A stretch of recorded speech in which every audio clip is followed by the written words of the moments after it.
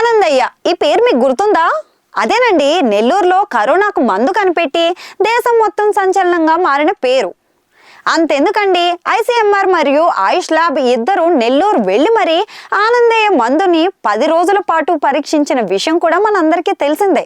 అయితే ఆయుష్ కమిషనర్ రాములు ఇచ్చిన సమాచారం ప్రకారం కరోనా మందులో వినియోగించిన పదార్థాలన్నీ శాస్త్రీయంగానే ఉన్నాయని, తయారీ పదార్థాలపై ల్యాబ్ రిపోర్టు పాజిటివ్ గానే వచ్చిందని ఆయుష్ కమిషనర్ రాములు ఓ ఛానల్ ఇంటర్వ్యూలో చెప్పారు. ఇంకా ఆ టైంలో కరోనా మందు నెల్లూరులో బ్లాక్ లో 5 నుంచి 10,000 వరకు అమ్మినట్లు విషయం అయితే అందరికీ తెలుసు. అయితే ఆ టైంలో ఉన్న గత ప్రభుత్వం వైఎస్ఆర్సీపీ కూడా ఈ మందుపై నిషేధం విధించి కృష్ణపట్నం చుట్టుపక్కల ఎవరూ రాకూడదు, సంబంధిత అధికారులతో హుకుం జారీ చేసిన విషయం కూడా తెలిసిందే. అదేంట్రా, కరోనా పోయి చాలా రోజులు అవుతుంది కదా, ఇప్పుడు ఈ విషయం గురించి చెప్తున్నారు అని అనుకుంటున్నారా? అదే ఇప్పుడు కరోనా మళ్ళీ స్టార్ట్ అయింది కాబట్టి ఈ విషయంపై తగిన జాగ్రత్తలు తీసుకోవాల్సిందిగా కేంద్ర ప్రభుత్వం పలు రాష్ట్రాలకైతే ఆదేశించింది.